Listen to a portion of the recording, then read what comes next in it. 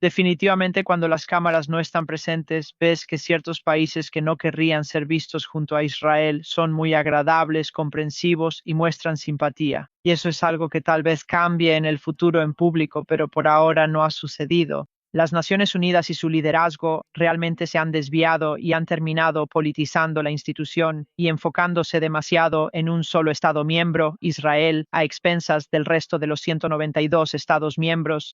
Y creo que la ONU realmente está llegando a un punto crítico ahora. Durante casi 2 años, el invitado de hoy estuvo en uno de los escenarios más grandes del mundo, defendiendo a Israel en las Naciones Unidas durante uno de los periodos más desafiantes en la historia del país. Ha debatido con periodistas hostiles, trabajado junto a líderes mundiales y diplomáticos, y ha pasado años estudiando el régimen iraní y a las personas que luchan por la libertad dentro de Irán. Él es el ex portavoz internacional de Israel ante las Naciones Unidas. Hoy quiero ir más allá de los titulares. ¿Ha perdido Israel la guerra de la información? ¿Qué sucede realmente a puerta cerrada en las Naciones Unidas? Y después de todo lo que ha presenciado en los últimos 2 años, ¿qué es lo que más le preocupa sobre el futuro de Israel y qué es lo que más le da esperanza? Jonathan Haraunov, bienvenido. Gracias, Daniel, es un gusto estar contigo. Quiero empezar con esto. ¿Crees que Israel ya perdió la guerra de la información? Y si gana militarmente pero pierde la opinión pública global, ¿realmente se puede llamar una victoria? Es una muy buena pregunta. Y yo diría que en el frente militar, en todos los frentes en los que Israel ha luchado y se ha defendido, puede legítimamente reclamar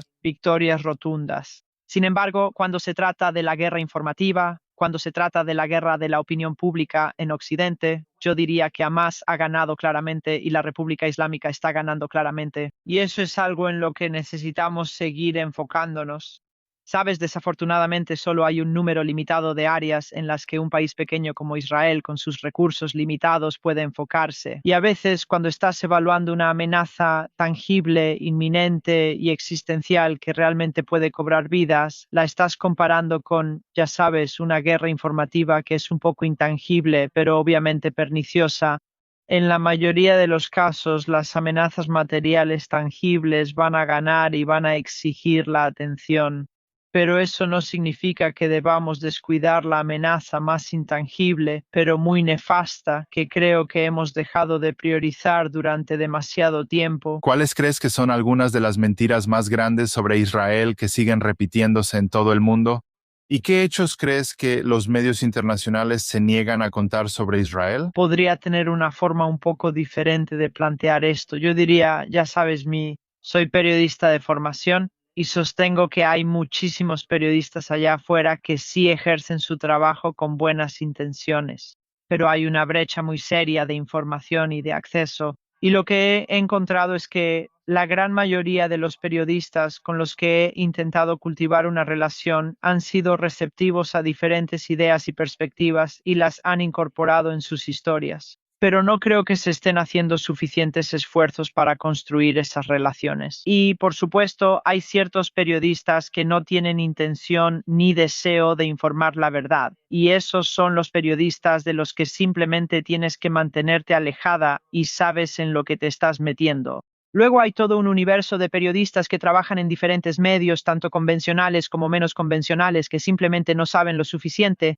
y a veces las cosas que reportan pueden ser completamente erróneas, pueden ser un completo disparate. A veces es porque quieren demonizar a Israel, pero en muchos casos es porque no saben otra cosa. Y creo que hay más oportunidades que nunca para acercarse a esos medios, proporcionarles información, darles oportunidades de visitar Israel, ese tipo de cosas. Y eso es algo en lo que he tratado de enfocarme muchísimo y todavía hay mucho trabajo por hacer ahí. ¿Cree que los hechos todavía moldean la opinión pública o que las imágenes y videos emocionalmente poderosos, digamos, se han vuelto más influyentes que la evidencia real? Desafortunadamente creo que los memes, los videos y los tweets que ya sabes se asimilan en segundos a veces son mucho más poderosos que un comunicado de prensa lleno de hechos, una conferencia de prensa o un informe. Y en muchos casos, especialmente en la ONU, vimos que bastaron unos segundos para que una mentira muy peligrosa, diera la vuelta al mundo antes de que la verdad la alcanzara.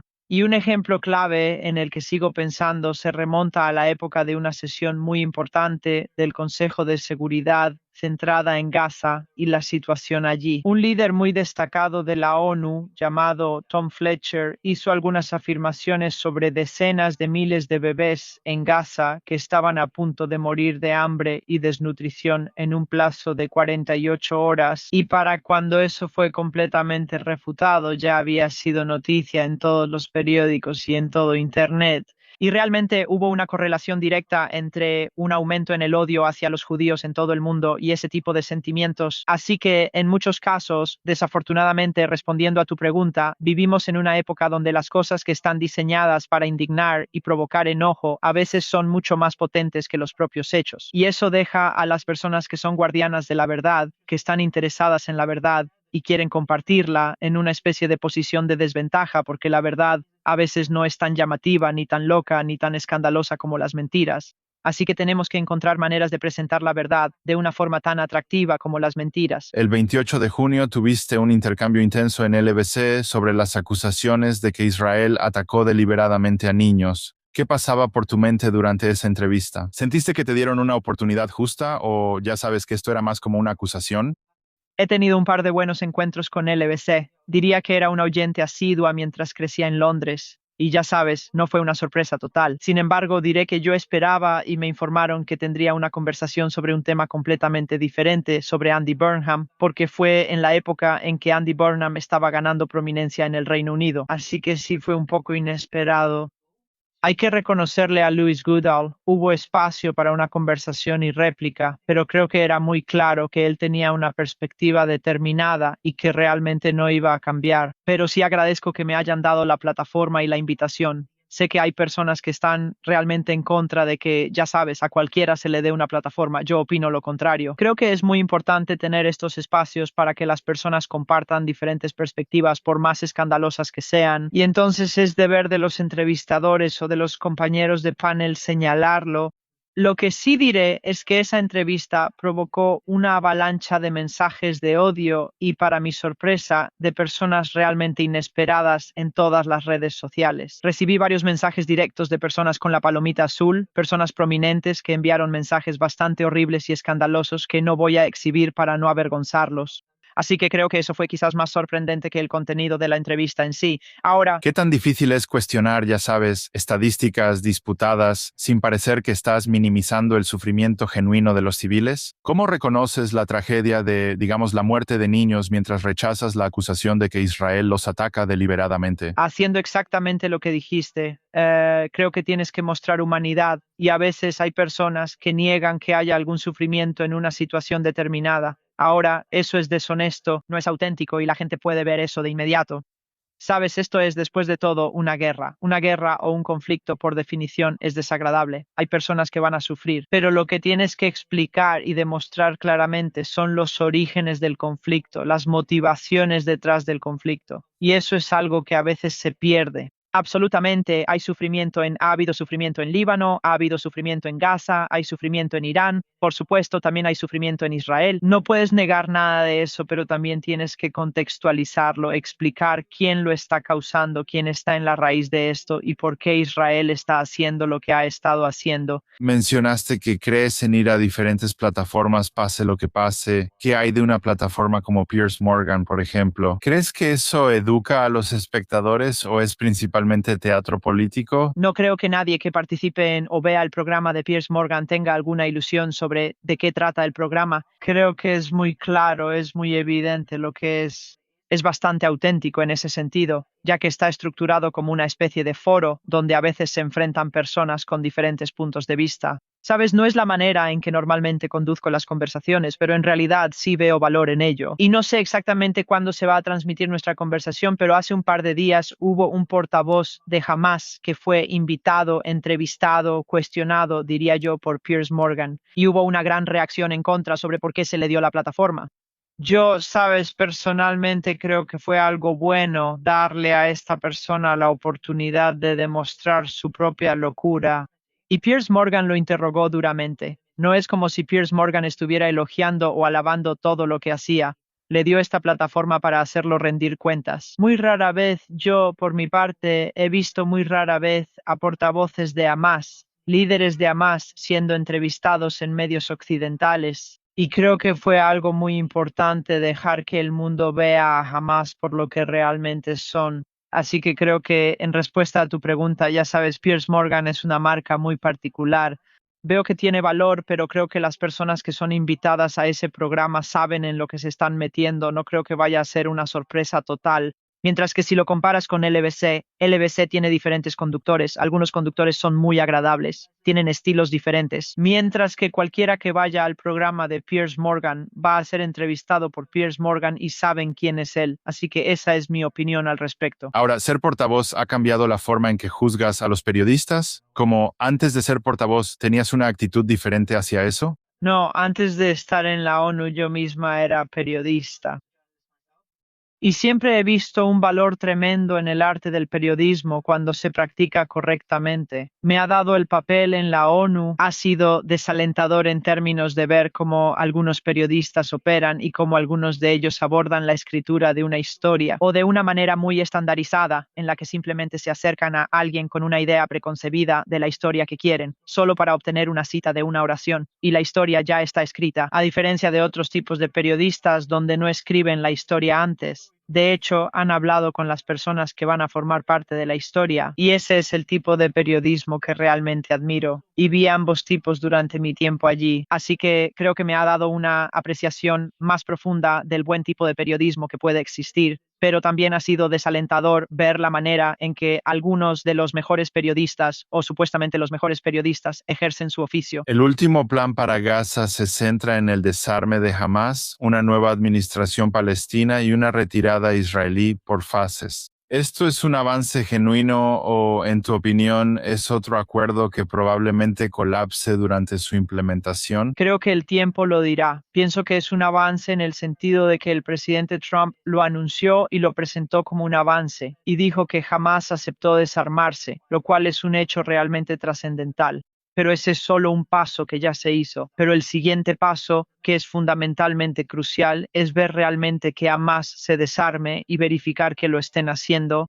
Y mucho crédito se le debe a la administración del presidente Trump y a Nikolai Bladanov, quien ha encabezado el Consejo de Paz y ha trabajado para llegar a este punto. Pero creo que todavía tenemos mucho trabajo por delante y ya hemos estado en esta posición antes donde parecía que habíamos alcanzado, ya sabes, un avance crítico y jamás has seguido el ejemplo de la República Islámica y ha retrasado, mentido, engañado y ha engañado al mundo entero. Así que creo que solo el tiempo lo dirá, pero sin duda es alentador si realmente se puede ejecutar e implementar tal como se establece en el plan. ¿Crees que Hamas podría sobrevivir políticamente incluso si se ve obligado a desarmarse militarmente? Desde mi punto de vista, jamás no puede tener un futuro en Gaza. Por el bien del pueblo de Gaza, por el bien de los israelíes y, ya sabes, por el bien del Consejo de Paz. Y el presidente Trump quiere lograr los grandes y ambiciosos proyectos que desean alcanzar, por lo que Hamas no puede tener lugar allí. Y mi esperanza es que, una vez que Hamas esté fuera de la ecuación, al menos políticamente por el momento, la gente dentro de Gaza y quienes gobiernan esa zona puedan ver qué tipo de futuro podría existir allí, con Hamas fuera de la ecuación. Ya no les daría ninguna capacidad para rehabilitar y reconstruir. Pero tienes razón, solo que incluso si Hamas es desarmado, no necesariamente significa que estén completamente neutralizados y sin poder. Entonces, desmilitarizar Gaza y desarmar a Hamas es un paso, pero asegurarse de que eso se mantenga a largo plazo y que no haya forma de que Hamas regrese va a ser igual de crucial. ¿Existe un desacuerdo estratégico entre el presidente Trump y el primer ministro Netanyahu sobre cómo debería implementarse el marco para Gaza?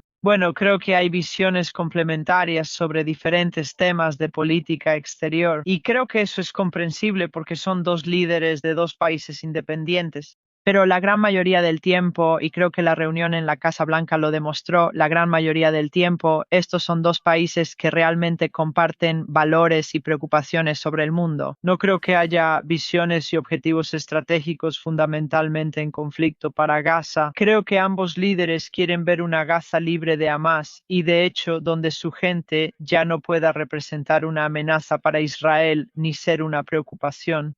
Pero si preguntas exactamente cómo llegarían a ese objetivo final, tal vez a veces tengan diferencias de opinión, pero creo que eso es bastante natural. Es como un matrimonio o una sociedad. Las dos personas de esa relación, aunque se lleven bien, a veces tienen distintas maneras de hacer las cosas. Pero eso no necesariamente indica un problema de fondo, solo significa que son humanos, que tienen ideas y visiones diferentes, pero tienen esa relación para poder hablarlo. Y eso es, creo, probablemente también lo que pasó en la Casa Blanca, donde se estaban discutiendo estos diferentes escenarios. Ahora, en este punto, todos los rehenes, tanto los vivos como los fallecidos, ya han sido devueltos. ¿Qué significó el regreso del último rehén para la sociedad israelí? ¿Ese momento proporcionó una sensación de cierre? ¿O crees que las heridas del 7 de octubre son demasiado profundas para que haya algún cierre? Creo que las heridas del 7 de octubre son tremendamente profundas y creo que siguen ardiendo. Viste muy recientemente a familiares y cónyuges de las víctimas del 7 de octubre lamentablemente suicidándose, y las implicaciones de salud mental del 7 de octubre realmente van a quedarse con esta generación por muchísimo, muchísimo tiempo. Pero absolutamente, el regreso del último rehén, Ron Gilly, si no me equivoco, definitivamente proporcionó algo de cierre, pero no sé si proporcionó un cierre absoluto para la sociedad israelí, porque todavía existe el trauma de ese día, todavía existen las implicaciones de ese día. Pero recuerdo que la hermana de Ron Gilly nos visitó en las Naciones Unidas y estábamos realizando una conferencia de prensa con ella. Y por supuesto significó muchísimo para su familia su regreso. Y pude ver absolutamente que otros miembros de la sociedad israelí sintieron que por fin esto podía quedar atrás. Y después de eso, si recuerdo bien la cronología, han pasado muchas cosas desde entonces, desafortunadamente. Si no me equivoco, después tuvimos el regreso de Adar Goldin también. Así que llegamos a un punto en el que ya no había rehenes israelíes en Gaza, ni siquiera aquellos que habían estado retenidos durante una década o más. Eso también proporcionó una mayor sensación de cierre, pero para un cierre total no creo que hayamos llegado ahí todavía. Creo que eso va a tomar mucho tiempo. Por supuesto, por supuesto. Ahora, ¿qué reveló la situación de los rehenes sobre Hamas que gran parte del mundo todavía se niega a reconocer? Y obviamente utilizan la captura de rehenes como una herramienta. ¿Existe el temor de que esto pueda volver a suceder en el futuro?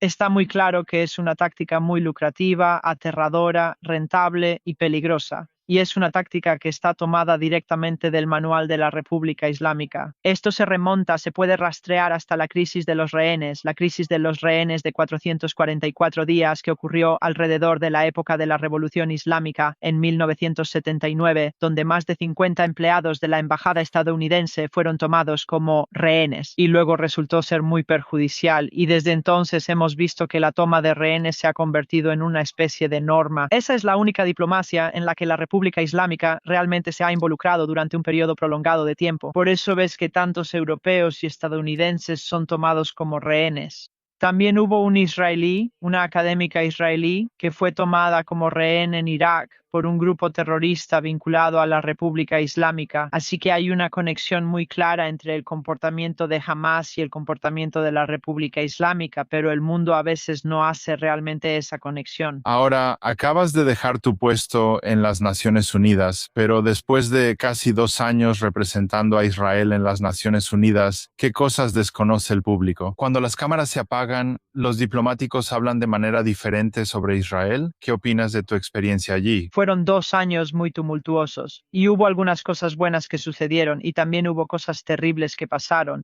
Definitivamente, cuando no hay cámaras, ves a ciertos países que no querrían ser vistos cerca de Israel comportarse de manera muy agradable, comprensiva y solidaria, y eso es algo que tal vez cambie públicamente más adelante, pero por ahora no ha sucedido.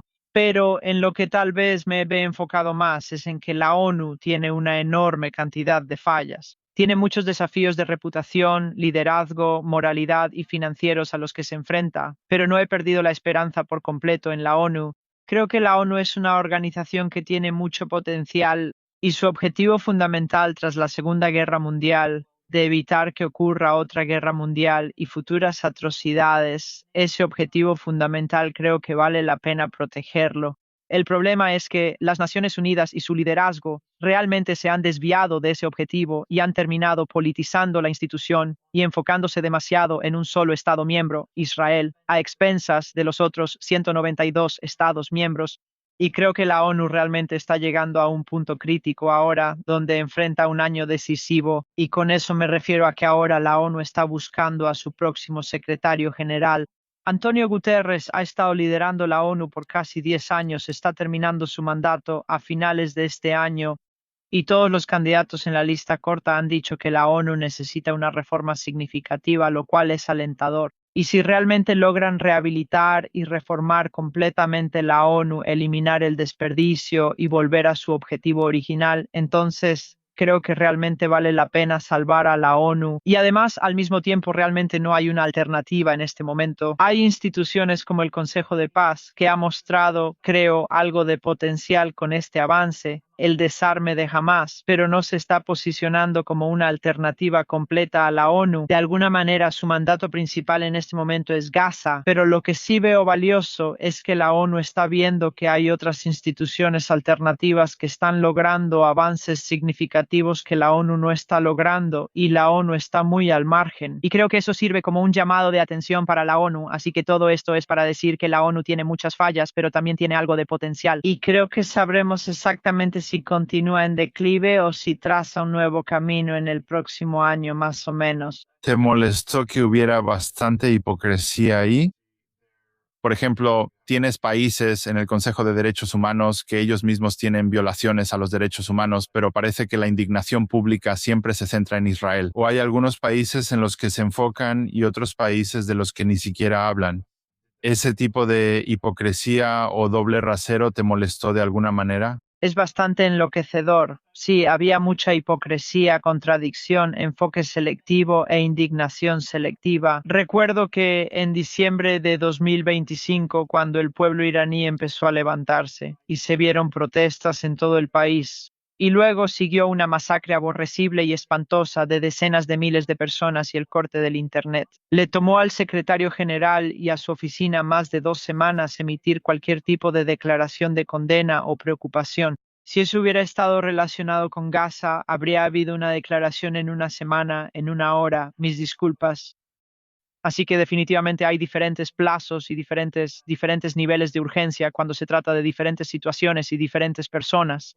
Y creo que eso definitivamente es motivo de preocupación y es algo con lo que realmente lucho porque mi esencia, mi enfoque, he sido la portavoz internacional de Israel durante 2 años, pero he sido una judía británica de origen persa durante 31 años y eso, y ver al pueblo iraní siendo ignorado durante tanto tiempo, personas sobre las que he escrito extensamente en mi libro y en otros lugares, realmente fue doloroso y desalentador verlo. Y también tuve una experiencia personal con eso cuando mi libro salió el pasado septiembre. Mi publicista se puso en contacto con la librería de la ONU, que tiene muchos libros escritos por funcionarios de la ONU sobre temas relacionados con la política exterior, los derechos humanos o los derechos de las mujeres. Y le respondieron a mi publicista diciendo que mi libro sobre las mujeres iraníes y los derechos humanos no encajaba con las prioridades globales de la ONU, que no encajaba con su agenda global. Y de nuevo, eso me pareció realmente desconcertante y confuso. Y luego nos enteramos de que el libro de Eli Shorabi, Rehén, tampoco estaba disponible ahí, pero sí tenían toda una variedad de otros libros bastante cuestionables en existencia. Así que hay toda una desalineación de prioridades con la que realmente lucho, y creo que eso es sintomático o indicativo del liderazgo en la cúpula. ¿Alguien dentro de la ONU realmente cree que a Israel se le trata de manera justa? Así que yo diría que hay algunas personas que dirían que a Israel se le trata como merece ser tratado, tal como es. Estoy segura de que hay personas que dirían eso. Estoy segura de que hay personas que dirían que no estamos siendo lo suficientemente agresivos con Israel. Pero en mis conversaciones informales creo que hay un reconocimiento evidente de que la ONU tiene un tipo de trato especial reservado para Israel. Y de nuevo, a veces se siente como si la ONU solo tuviera un Estado miembro, Israel. Dado el volumen de sesiones de la Asamblea General y sesiones del Consejo de Seguridad de la ONU, conferencias de prensa, relatores especiales e informes, todos enfocados en este pequeño Estado. Así que a veces sí se siente como si hubiera una cantidad desproporcionada de atención sobre Israel. ¿Qué país dirías que tal vez te sorprendió más de manera positiva? Tal vez hay un aliado subestimado dentro de la ONU. ¿Hubo alguien que te sorprendiera positivamente? Hay muchos estados miembros que son sorprendentes y algo que encontré bastante refrescante es cada año la misión israelí lleva a decenas y decenas de embajadores de todo el mundo en una especie de viaje educativo, a una especie de marcha de los vivos, un viaje tanto a Polonia como a Israel para aprender más sobre la historia del pueblo judío, y luego la fundación y creación del Estado de Israel y después el auge del antisemitismo y todas esas cosas.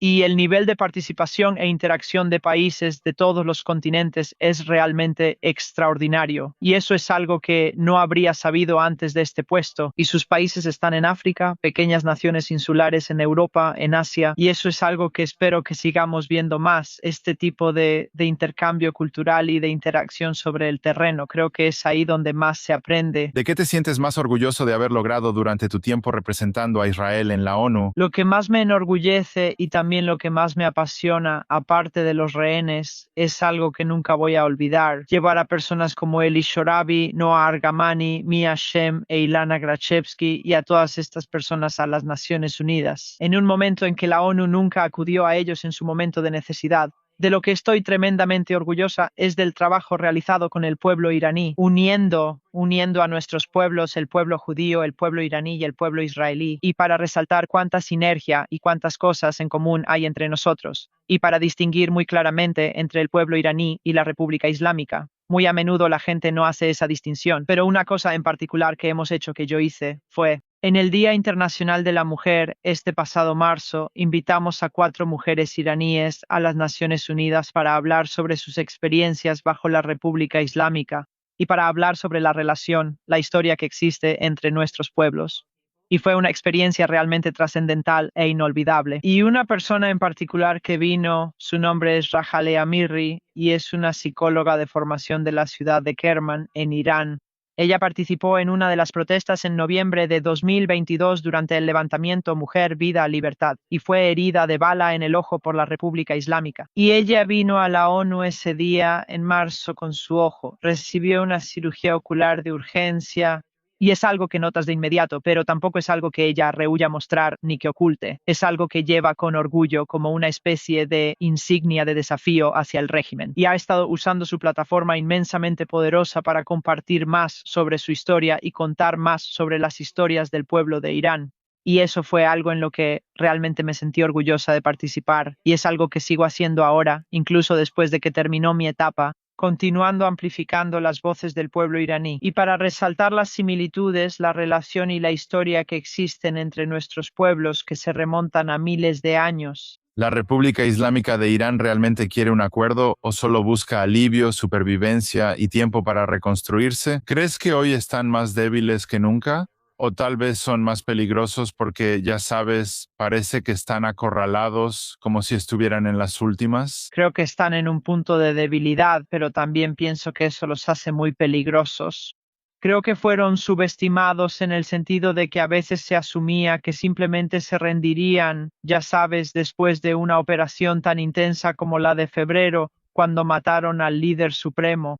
Pero creo que lo que hemos llegado a reconocer y algo que he entendido desde hace mucho tiempo es que la República Islámica hará lo que sea necesario para sobrevivir. No tienen problema en sufrir, no tienen problema en librar una guerra de desgaste, y eso es algo que la República Islámica creo que ha sido parte de su estrategia desde el primer día. Sabían que no iban a poder enfrentarse a Israel y a Estados Unidos militarmente en un conflicto cinético, pero lo que sí pueden hacer es librar esta guerra de desgaste. Pueden tomar como rehén las principales vías navegables del mundo, tomar como rehén la economía global, pueden hacer que algunos de sus vecinos sufran y vayan a Estados Unidos a rogarles que paren, pueden ejercer ese tipo de presión. Y además de eso, ellos no son una democracia, mientras que Israel y Estados Unidos, por supuesto, sí lo son. Democracias que están atadas a la opinión pública, al precio de la gasolina, a las elecciones intermedias. Todas esas son cosas que no son relevantes para la vida cotidiana de los líderes de la República Islámica. Si acaso a ellos no les importa la opinión pública, ellos simplemente hacen desaparecer o ejecutan a su propia gente ante cualquier indicio de oposición. Así que aquí hay una dinámica muy clara en juego. Pero yo diría que la República Islámica ciertamente es débil, pero su determinación y su firmeza sin duda se han fortalecido Y si la única motivación que podrían tener para llegar a algún tipo de acuerdo sería para sobrevivir, porque saben que el presidente Trump y su administración no estarán ahí para siempre, y quizás una administración posterior, ya sea republicana o demócrata, podría estar más dispuesta a tener una relación con la República Islámica, como lo hicieron administraciones estadounidenses anteriores. Y eso quizás podría ser algo muy prometedor. Están siguiendo una estrategia de largo plazo. ¿Qué hay detrás de esta obsesión de la República Islámica de Irán de atacar a Israel? Por supuesto, sabemos que están detrás de Hamas y Hezbollah y todo eso, pero además, ya sabes, están invirtiendo en este terrorismo y se olvidan de sus propios civiles y ellos sufren económicamente y todas estas cosas. Pero ¿cuál es la causa raíz de esto? ¿Por qué están atacando tanto a Israel? O sea, ya sabes, desde 1979. Bueno, o sea, ha permanecido como un pilar fundamental no negociable de la República Islámica, junto con un odio virulento hacia Estados Unidos y una represión realmente intensa de los derechos de las mujeres y de las minorías. Pero creo que al final se reduce a que ellos no. Es difícil resumir cómo la República Islámica ve a Israel porque no reconocen a Israel, así que realmente no puedes, ellos realmente no tienen una opinión necesariamente, por así decirlo, sobre una entidad que no consideran que exista. Pero en la medida en que sí consideran que existe, lo presentan como la raíz de todo mal. Ellos están difundiendo todo tipo de teorías antisemitas, diciendo que mucho del sufrimiento y el mal que ocurre en el mundo a nuestro alrededor puede ser vinculado a Israel y el pueblo judío y el régimen sionista, como les gusta describirlo, pero no creo que eso vaya a cambiar nunca. Aunque se llegue a un acuerdo, no será con Israel porque ellos no reconocen a Israel, será con Estados Unidos. Y lo que me da confianza es que Estados Unidos reconoce muy claramente la amenaza de la República Islámica y no van a entrar en un acuerdo que realmente permita a la República Islámica seguir desarrollando su programa nuclear o amenazar los activos de Estados Unidos o amenazar la seguridad de Israel. Y creo que eso es algo realmente fundamental.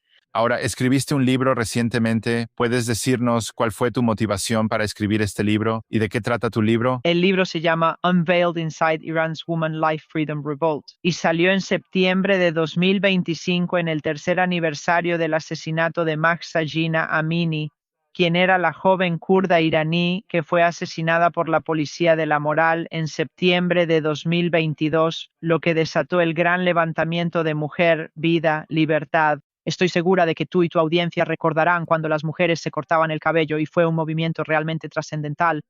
El libro, la razón por la que escribí el libro, aparte de mi conexión personal con la región, es por lo que estábamos discutiendo antes, el hecho de que la mayoría de las personas asocian a Irán con la República Islámica. Cuando dices la palabra Irán, para la mayoría de las personas eso significa ayatolás, eso significa mulás, eso significa régimen, eso significa misiles balísticos, armas nucleares, terroristas, lo que sea. Pero la realidad es que Irán tiene una población de 93 millones de personas, la gran mayoría de las cuales desprecian a su régimen y son más parecidas a nosotros de lo que pensamos. Así que mi motivación para escribir el libro fue amplificar algunas de las voces increíblemente poderosas, tanto femeninas como masculinas, voces dentro de Irán que han sufrido las peores consecuencias de la República Islámica.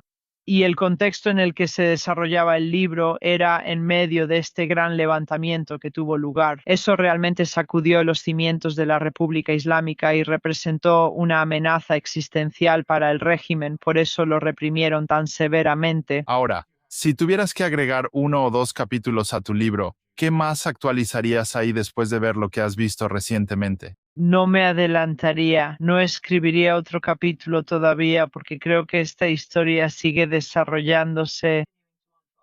Pero una cosa en la que podría enfocarme un poco más es en la increíble historia de la vida judía en Irán, lo vibrante que era y cómo ha cambiado y se ha transformado en los últimos 50 años más o menos. Y el hecho de que, y mucha gente no lo sabe, el hecho de que incluso hoy, con todo lo que está pasando, Irán todavía tiene la segunda población judía más grande en Medio Oriente después de Israel.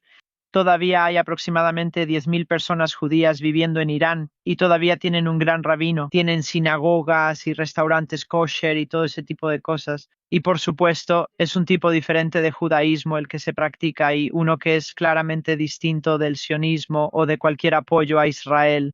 Y es uno en el que las personas judías tienen ciertas protecciones siempre y cuando repudien todo lo relacionado con Israel y el sionismo y participen en manifestaciones a favor del régimen y todo eso. pero es una comunidad judía muy interesante y diferente de la que muchas personas no saben, así que yo escribiría más sobre eso. No creo que necesariamente encaje con el tema de mi primer libro, pero quizás esté relacionado con un libro posterior en el que voy a trabajar. ¿Crees que Israel y un futuro Irán libre podrían volver a ser aliados cercanos? ¿Y qué opinas del día en que Irán sea libre? ¿Cómo cambiaría eso el mundo? Absolutamente, creo que cambiaría por completo el Medio Oriente, cambiaría el mundo, pero tampoco es algo sin precedentes. Vimos destellos de esperanza antes de 1979, cuando había una relación entre ambos países. Había vuelos constantes entre Tel Aviv y Teherán, había intercambio turístico, intercambio agrícola, intercambio académico. Israel envió un equipo de rescatistas a Irán a principios de los años 60 cuando ocurrió un terremoto devastador en la ciudad de Qazvin, y el Shah permitió que Israel enviara un equipo de ingenieros para ayudar con los esfuerzos de rehabilitación. También hay una historia muy larga. Por eso, en muchas de las principales ciudades de Israel hay calles que llevan el nombre del rey Ciro Asuero y hay una historia detrás de eso. Y creo que por eso, cuando los funcionarios israelíes y los israelíes en general publican mensajes directamente al pueblo iraní y viceversa, eso es lo que recibe una enorme cantidad de atención. No es solo porque sea algo que resulta interesante y quizás no del todo sorprendente. Creo que también es porque toca esta historia enorme y profunda que, pienso, está esperando salir a la luz en un Irán posterior a la República Islámica. Jonathan Haronoff, muchas gracias por acompañarme. Realmente aprecié nuestra conversación. ¿Cómo puede la gente seguirte, comprar tu libro y ya sabes, aprender más de ti? Me da gusto saber de quién sea y soy bastante activa en Instagram, LinkedIn y X. Y el libro está disponible en la mayoría de las librerías, pero también en Amazon, Target y Waterstones, donde sea que estés en el mundo. Muchas gracias. Te deseo la mejor de las suertes y mucho éxito en los próximos capítulos de tu vida. Muchas gracias.